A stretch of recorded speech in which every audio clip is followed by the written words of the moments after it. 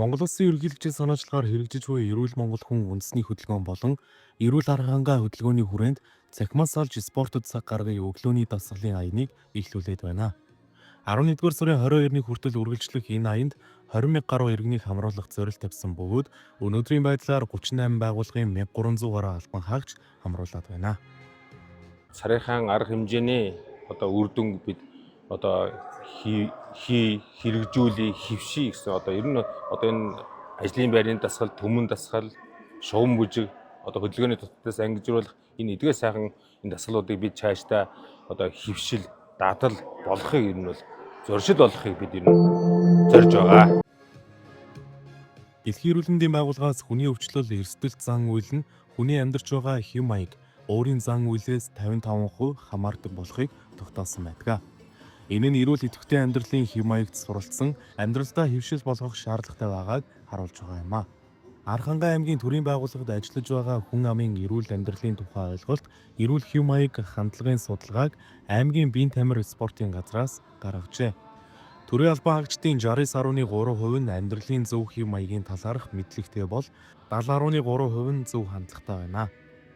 Хэдийгээр амьдралын хэв маягийн мэдлэг хандлагын түвшин хангалттай ч дадал хэвшил нь 17.9%-тай буурч гарчээ.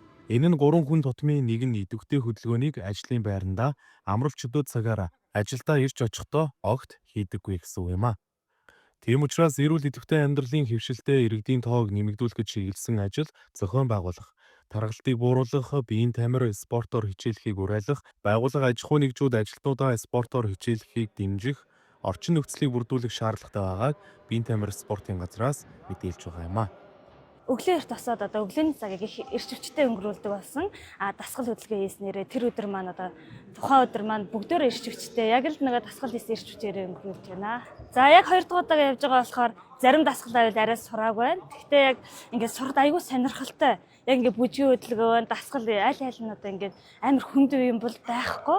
Бүх насныхын тохирсон айгүй гоё дасгалууд байна. За эрүүл Монгол идэвхтэй хөдөлгөөний аян 10 сарын 22-наас эхлээд үйл ажиллагаагаа эхэлсэн. За мал эмнэлгийн газар бол 7 хоног бүрийн 4-5 дахь өдөр бол хамт олноор идэвхтэй хамрагдаж байна. За энэхүү арга хэмжээ нь болохоор ер нь бол өглөөний эртэд биеийн хөдөлгөөний хийснээр тэр хөгжмөнд тэр аяыг давтаж тэр хөдөлгөөнийг давтаж хийж байгаа нь бол маш их таалагдлаа. Тэгээд маш их идэвхтэй нэлээд олон хөдөлгөөн, нэлээд олон зөвлөдөг бол сурлаа. Эхэндээ бол бид нар бол сайн ойлгохгүйсэн. Тэгээд багш нар бол маш сайн чиглүүлж зааж өгч байна. Одоо бол бид нар бол 3 удаагийн 3 өөр төрлийн тийм идэвхтэй хөдөлгөөнийг бол сураад байна.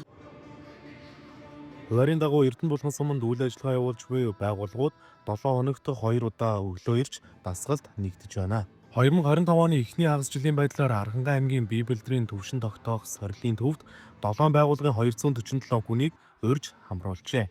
Үүнээс 71.6% нь илүүдэл чинтэй буюу өглөлт их, булчингийн мас багтай, 21.4% нь хөгжиж буй бие, булчингийн мас их, өглөлт бага, 7% нь булчингийн мас хэвийн, өглөлт хэвийн буюу энгийн биетэй гэж гарсан байна.